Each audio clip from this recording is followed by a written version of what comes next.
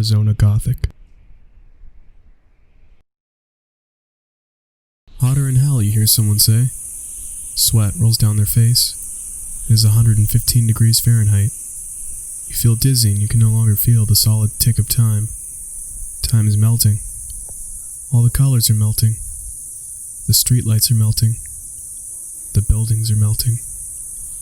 It is 120 degrees. It is 130 degrees. Satan is turning the oven up to see you cook.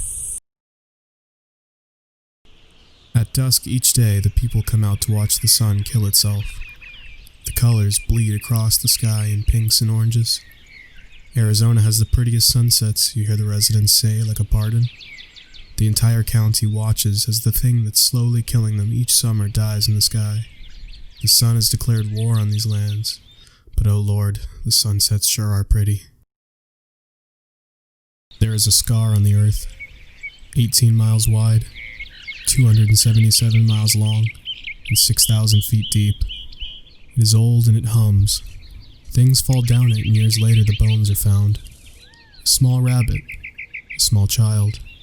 We are proud of this scar, says the state government. The scar is good. They name the land after this scar.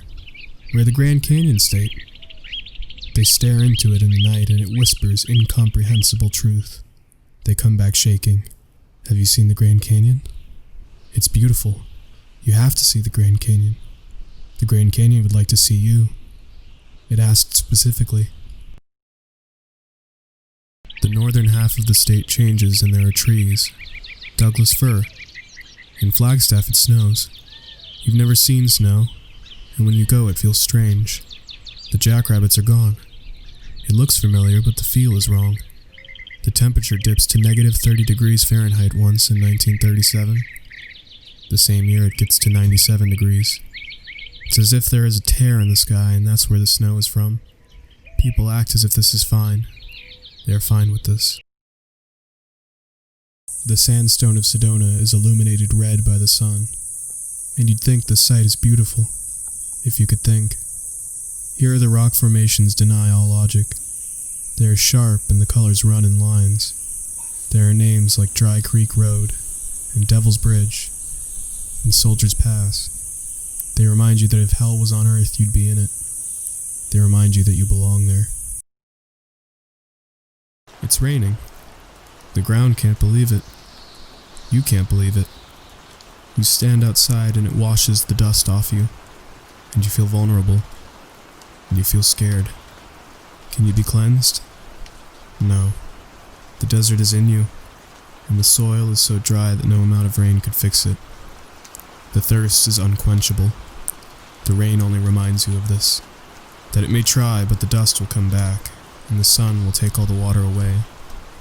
You are strangely grateful for this to happen, because the rain scares you and you aren't sure why.